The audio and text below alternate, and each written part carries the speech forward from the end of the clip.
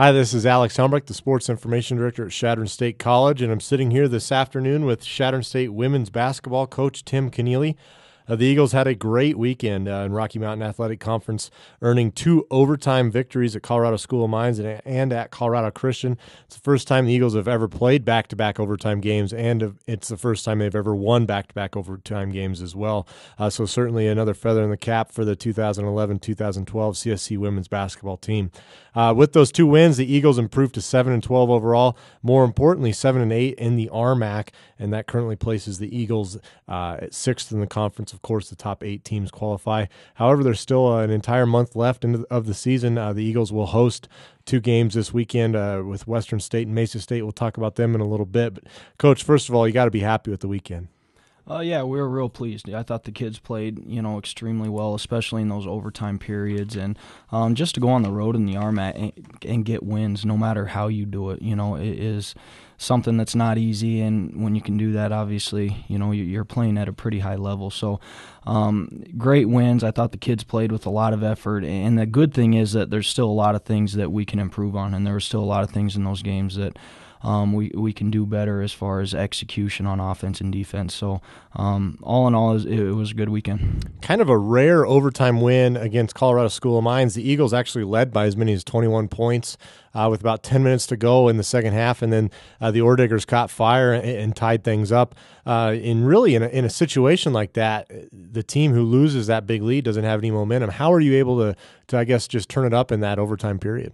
I thought the defense was big. We made a couple adjustments on the defensive end in that overtime period that helped, and then we just got to the foul line. We shot 10 free throws in those in the 5-minute overtime, which shows that our kids were just really attacking. I think Marla Munson got there for possibly 4 free throws in the overtime, and offensively when things weren't going real well for us those last 12 minutes, and because of my own coaching, we just got real complacent and passive on the offensive end and stood around a lot. And in overtime, the kids kind of flipped the switch a little bit and kept attacking, kept getting to the hole, got to the free throw line, and we were able to convert 7 of 10 from the free throw line in overtime. The Eagles did just actually took 3 shots from the field in overtime, hitting one of them, but the Orediggers didn't even go to the line and missed both of their 3-point attempts. So that's how they were able to get out of there with that win.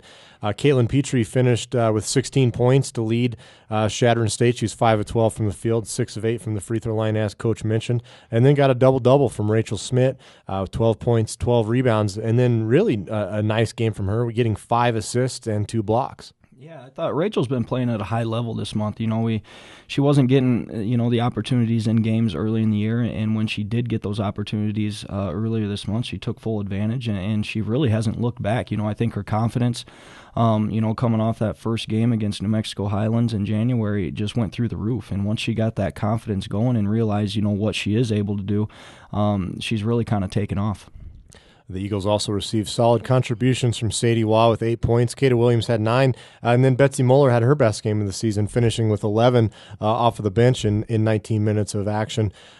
Rachel Smith once again played a big part in the next night when the Eagles earned maybe one of the better wins of the season, a 74-71 victory in overtime against Colorado Christian. The Cougars entered the game 10-10 overall, 8-6 in the RMAC, one of the top teams, and definitely featured one of the top players in Christina Whitelaw.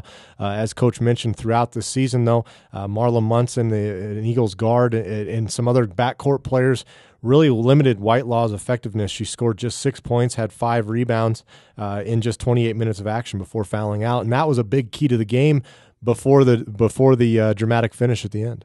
Yeah, Marla Munson's been doing a heck of a job defensively all year long, and this was no exception. She held her to 6 points, but 4 of those 6 points came off steals, where she was able to get steals and 2 layups in transition. So you take those baskets out of it, and to hold that kid to 2 points in that game was the difference. But again, I thought our kids showed a lot of resolve. We came out slow in the first half. We only scored 20 points. I think we were down 29-20 at halftime, and they were kind of running a defense we hadn't seen much on film, a switching man-to-man, and at halftime we just made one simple adjustment, and within 5 minutes we had them pulled out of the switching man, and once they went to a straight man-to-man, we were really able to attack them in our pick-and-roll offense, and our kids did a great job of, attacking the hoop and getting to the foul line, particularly in the second half and overtime. It was a close game throughout. Neither team had a lead in double digits.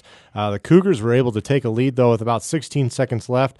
They hit a couple free throw shots, so you guys bring the ball up court, call a timeout, and you actually ran a play for Lexi Schmidt. She had a wide open three because you're assuming that the defense was going to follow Caitlin Petrie, which they did. Lexi had a great look. The shot just didn't fall. The ball gets tossed around a little bit, and then one of the more amazing shots that I've seen, you showed it to me on film yesterday, Rachel Schmidt banks in about a 15-footer from the baseline.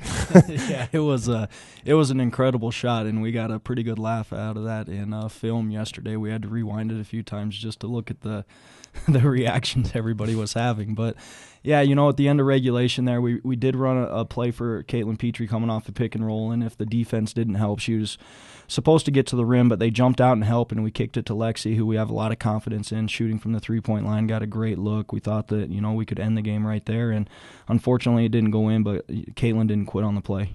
She got the rebound, she was able to kick it out, and then Rachel came up with probably the biggest circus shot of her career, and I know of my coaching career. The Eagles received another great performance from Caitlin Petrie. She scored 28 points, had 6 rebounds, 9 of 14 from the field, 10 of 12 from the free throw line. Doing all of that without scoring in the first half. Another big performance from her for that and her game against the Orediggers. She was named the RMAC Offensive Player of the Week. That's the first time that's happened this season for her. But really, pretty much everyone who played contributed. Rachel Schmidt had 9 points. Marla Munson had 9 points. Betsy Moeller had another good game with 9 points. And Sadie Wall, even though she didn't hit a shot from the field, she had 4 big offensive rebounds that helped contribute to you guys scoring 18 second-chance points. Yeah, I thought, offensively, especially in the second half, we did a great job. And as you mentioned, Petrie didn't score in the first half, but she was able to score 28 points in the second half in overtime, which is amazing. But what makes it more amazing is outside of the free throw, she didn't have a single point outside the paint. She didn't make a jump shot. So she was really just in attack mode, and she was getting to the rim at will. Both right-handed and left-handed, and when you're putting that much pressure on the defense, you're going to get them in foul trouble, and one of the biggest keys of the game was we fouled out their 2 starting guards, including Whitelaw, and a big part of that was just our focus offensively of getting the ball inside, getting the ball to the rim, and trying to get to the free throw line, and I think we shot 28 free throws, roughly 28 free throws in the second half in overtime, and when we're doing that, that can really help our offense. But yeah, we had a lot of kids step up. I thought Betsy Moeller had a great weekend, and I think she averaged 10 points a game, which was big for her coming off the bench, and I thought everybody, just really stepped up and was more aggressive on the offensive end, and then defensively, I was very pleased, particularly with our perimeter defense against Christian. I know that it's early on and there's just been a couple days past since this weekend, but the state of where your program is at, any road win is big, especially 2 on the road against quality opponents and really under tough circumstances. What does a weekend like this do for your team? I think it can give you a little bit of confidence. I think our kids have already been playing with a pretty high level of confidence this whole month, but, I think it just shows them that, even when you don't play perfect, if you're just willing to have a sense of urgency and willing to give everything, every possession, you're going to cover up for a lot of your mistakes, and you're going to be able to go into tough situations, especially on the road against RMAC opponents where, there's a lot riding on these games, and I thought the kids kind of came in there with a sense of confidence that even when things weren't going their way, when we were losing against Christian at halftime by 9, when we blew a 21-point lead against Colorado Mines, just to have that confidence about you and know that, we are a good basketball team and we're good players, and if we come out and we just perform at a high level, it doesn't matter what the situation is, we can come out and be successful. Well, hopefully that confidence continues this weekend. The Eagles host 2 home games, beginning with Friday's contest with Western State College out of Gunnison, Colorado. The Mountaineers are currently 9-10 on the season, like Chadron State, 7-8 in the Rocky Mountain Athletic Conference. And then that'll be followed by a game against Colorado Mesa, who are 8-11 overall, 6-9 in the RMAC. Both teams have played Chadron State earlier this season. They hosted them. It was actually your first conference road trip of the season. So your team was, I guess, not fully formed by that point. Colorado Mesa won 67-59, and then Western State won a night later, 77-66. Obviously, their teams are different now, and so are you. What are you thinking this weekend? How's it going to shape up? It's going to be tough, and Western State's actually above us in conference. They're 9-6 overall, and they're currently 4th in the conference right now. So Friday's going to be a tough game. These are 2 teams that beat us on the road, and what makes them tough is just their balance offensively. They have unbelievably great post players. Both teams do. Siegel for Mesa State and Katie Hall is averaging a double-double for Western State. And when you can put that kind of pressure on a defense where you can just dump it down inside and score in one-on-one situations, you're having to help off perimeter players. And these both of them have perimeter players that can score. And our success right now, the reason we're winning games is defense. We've been able to play extremely well on the defensive end.